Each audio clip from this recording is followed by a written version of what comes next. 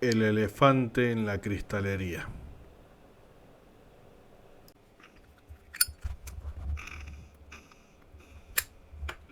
¿Cómo están, señores? Muy buenos días, buenas tardes o buenas noches, dependiendo del horario en el que nos estemos viendo. Bienvenidos a esta reapertura del ciclo de análisis de la data torturada. El podcast donde intentamos dar respuesta a varios de los problemas de coyuntura, también a entender qué es lo que está sucediendo a nivel económico y por supuesto también proponer soluciones que podamos atender o por lo menos que se escuchen de alguna manera en algún foro o en alguna dinámica. El día de hoy vamos a arrancar este nuevo ciclo con el capítulo que he titulado El elefante en la cristalería. Y si se preguntan por qué el título, permítanme que arranquemos la presentación. Vivimos desde febrero del año 2023 una suerte de titulares recurrentes: ausencia de dólares en el mercado formal y creación de un mercado paralelo con un tipo de cambio diferenciado. Altas comisiones bancarias para los giros al exterior, tiempos muy dilatados en conseguir las divisas y por supuesto un freno hacia lo que es el comercio exterior. Limitaciones en el abastecimiento de combustible, esto que ya veníamos conversando desde hace bastante tiempo se ha tangibilizado ya en los últimos días, en los últimos momentos. La inflación en ascenso, que antes decíamos que era una posibilidad, hoy ya es una realidad. Y la presión fiscal, que está exacerbada y desmedida. Una de mis soluciones favoritas fue la que plantearon: ponerle límites a las comisiones de giro al exterior. Esto evidentemente es un tema que se ha exacerbado, que se ha potencializado de una forma bastante amplia. Lo único que hicieron fue exacerbar más el mercado. El mercado, al final, yo siempre lo he dicho, es como un ser vivo que se alimenta de información y reacciona en base a esa información. Entonces, realmente pensar que lo podemos controlar en base a decretos, en base a normas, en base a cualquier posibilidad, realmente estamos bastante lejos de la realidad. A ver, en términos generales, y creo que es importante mencionarlo, estamos frente a un proceso de estanflación. Venimos entrando en ese proceso desde el 2023, febrero para ser exacto, que es cuando empezamos a sentir los síntomas de esta situación. Evidentemente, y creo que es importante mencionarlo y aterrizarlo, estamos frente a la dinámica de un crecimiento del PIB que pasa del orden del 3.08% en 2023 a un modesto 2.8% estimado, por supuesto, porque aún no tenemos el dato oficial, pero uno dirá, bueno, el crecimiento sigue. Ahí yo tengo mis cuestionantes porque en realidad el crecimiento en boliviano sigue. Pero ¿qué pasa si lo convertimos a dólares? Lo vamos a conversar un poco más adelante. ¿Por qué hablamos de estanflación? Estanflación significa crecer poco o decrecer y al mismo tiempo tener inflación, es decir, incremento de los precios. Estamos hablando de que la inflación en el 2023 fue de 2.12, la inflación al 2024 fue 9.97 y la inflación interanual a febrero estamos hablando ya de 13%. Particularmente yo pienso de que estamos en una situación muy similar a la que estuvo nuestro país allá por 1982, 3, 4, 85, de Bolivia se nos muere, lanza el 21060, el decreto supremo 21060, que fue justamente un hito fundamental para la recuperación económica de Bolivia. ¿Cuál es el problema cuando hacemos esa comparativa con lo que hoy tenemos en el caso boliviano? Es que existe un negacionismo permanente de la situación de crisis. Lastimosamente, por no llamar crisis a la crisis, no estamos haciendo nada. Simplemente estamos negando la realidad de una forma sistémica y en algunos casos realmente pareciera hasta psiquiátrica. Hablando de forma bastante franca, ¿qué es lo que sucede con la economía del país.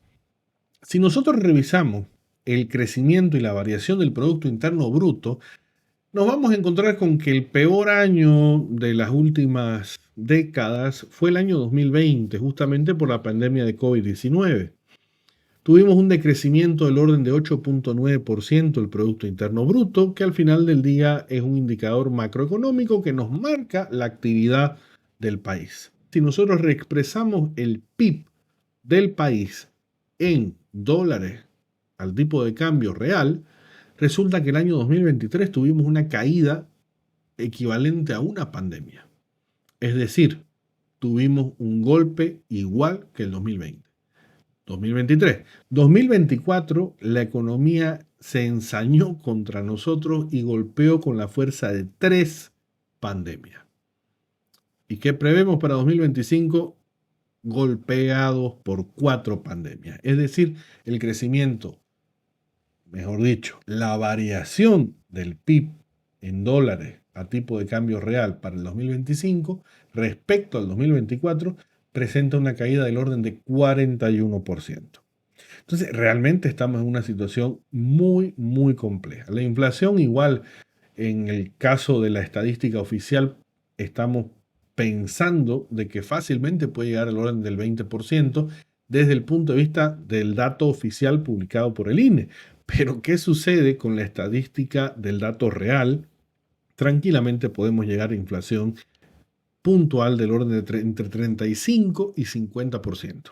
La inflación, querramos o no admitirlo, es una de las causas principales para el quiebre social. Todo esto es un problema netamente generado por los balances, el comercial y el fiscal. A nivel comercial estamos realmente complicados, cada vez el déficit es mayor. ¿Cuál es el verdadero problema? El verdadero problema es que hemos tenido desde el año 2014 un déficit fiscal promedio de 7 puntos del PIB. O sea, es una irracionalidad cuando uno lo plantea de esta manera, pero imagínense que ustedes tienen su sueldo y todos los meses gastan su sueldo y 7% más. ¿De dónde va a salir el dinero? Primero, de sus ahorros, si es que los tienen, y segundo, cuando se acabe el ahorro, van a tener que empezar a pedir prestado, a pedir fiado. ¿Qué es lo que viene haciendo el gobierno desde el año 2023, justamente, frente a la erosión, porque no hay otra palabra para decirlo, de las reservas internacionales netas que se han consumido a una velocidad del 18% anual desde el 2014? Obviamente todo esto tiene sus connotaciones muy particulares. Estamos hablando, por ejemplo, del tema de lo que es la subvención del combustible, aunado, por supuesto, a justamente la contraparte, que es la reducción en la producción nacional de gas natural, que era justamente el principal producto de exportación. Pero ¿cuál es el impacto o cómo nos golpea todo esto en el día a día, ¿no? Al final de cuentas, todas las noticias, verdaderas, falsas, exageradas, reales, no reales, terminan incidiendo en un indicador de mercado que nos golpea a todos por igual, el tipo de cambio real. Estamos alimentando a la bestia, que es el mercado, con información difusa.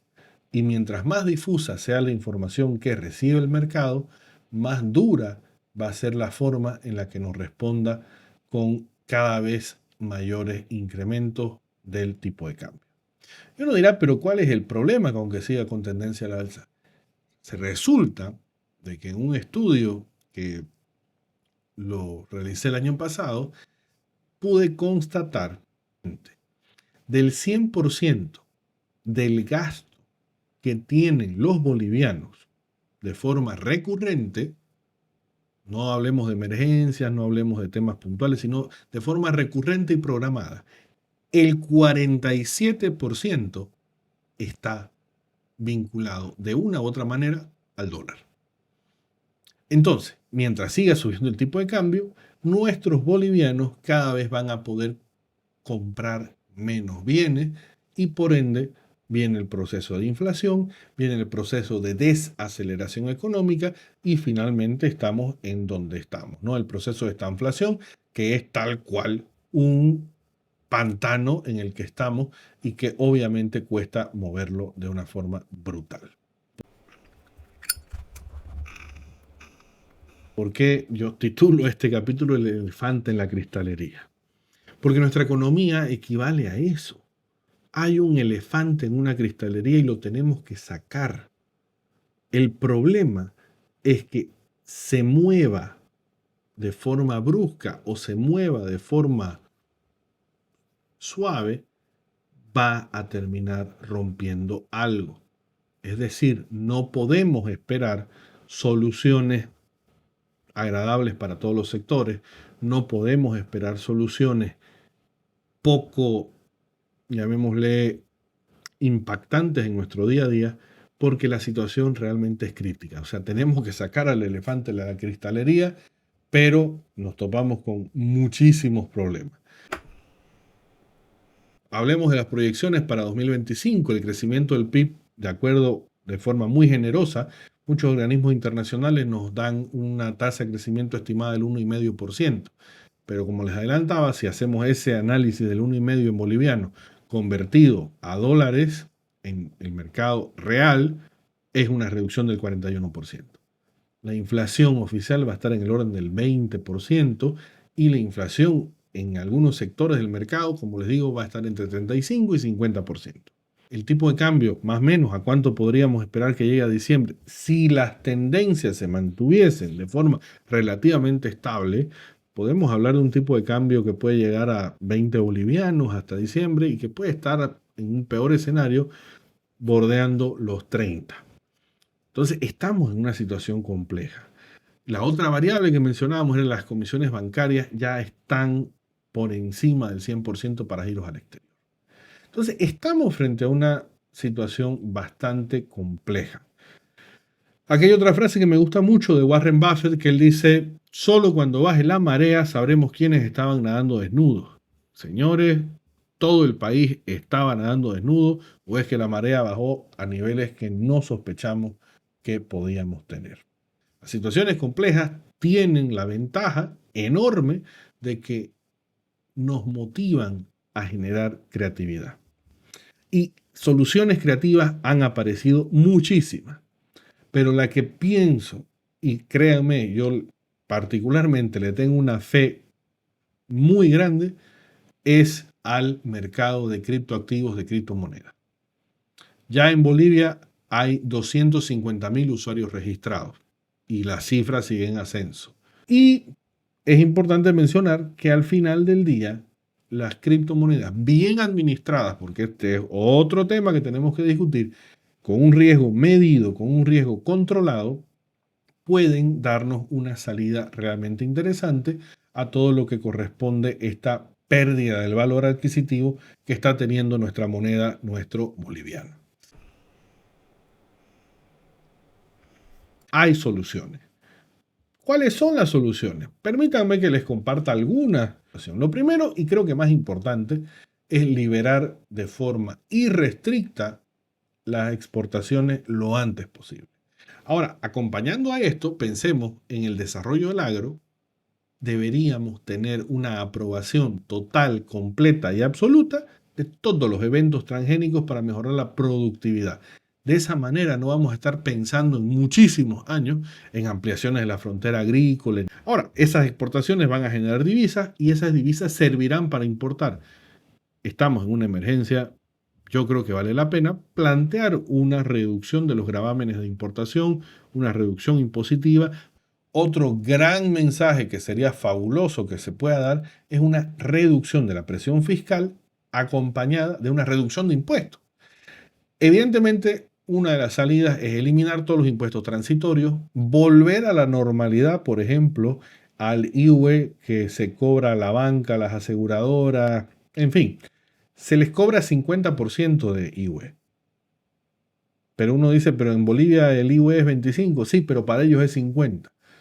¿Por qué no pensar también en una reducción del IVA? ¿Por qué no pensar del 13 bajar al 10, al 8, al 7? eso también dinamizaría el consumo y nos permitiría surfear de mejor manera, sortear esta situación de crisis compleja.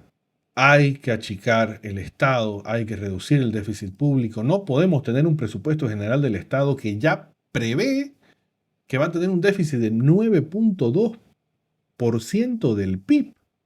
Otra fuente de optimización sería revisar el tema de las empresas públicas deficitarias a nivel de quiebra y ver la posibilidad de por qué no traspasarlas al mercado privado y que el mercado haga lo que sabe hacer: gestionar, manejar empresas, vender y generar recursos y empleo.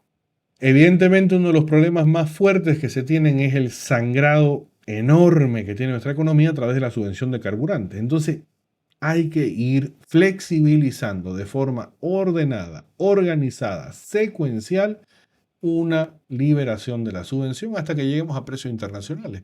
Finalmente, y yo creo que uno de los temas más críticos es poder brindar seguridad jurídica a las empresas, a las inversiones y, por supuesto, a todo el esquema que se tiene alrededor del análisis productivo. Hay que reactivar sectores, hay que volver a motivar que las inversiones vuelvan. Toda esta información he tenido el gusto de compartirla y en ese caso también creo que vale la pena, si a alguno le interesa, también la comparto en el QR que aparece en pantalla. Simplemente puede escanearlo y lo va a llevar directo a esa presentación sobre la cual he conversado el día de hoy. Es una situación compleja, pero al final de cuentas hay que ser también razonable. Bolivia es una economía pequeña, sus problemas son pequeños a nivel global y las soluciones son muy rápidas. Hay forma de sortear esto con toda seguridad y aplomo. Les digo, sí, ya lo hicimos antes, lo podemos hacer de nuevo. ¿Qué falta? Voluntad. Simple y llanamente. Vamos a seguir desde la data torturada en esta nueva temporada, informando, conversando, charlando sobre toda esta temática que al final de cuentas nos está ayudando a, insisto, ser más creativos. Me comprometo, posterior episodio, a hablar un poquito más de esa creatividad, explorar un poco más sobre el mercado cripto, conversar sobre las opciones que se tienen, porque cada vez son más. Hay que reconocerlo. O sea, al final Bolivia se ha convertido en un foco de atracción de muchísimas fintech, de muchísimos bancos internacionales, de los famosos bancos crypto-friendly, que al final del día son parte fundamental de la solución a toda esta crisis. Desde la data torturada, esperemos que la situación mejore, esperemos que los datos nos guíen hacia una mejor situación, seamos realistas, pero nunca perdamos el foco de seguir avanzando.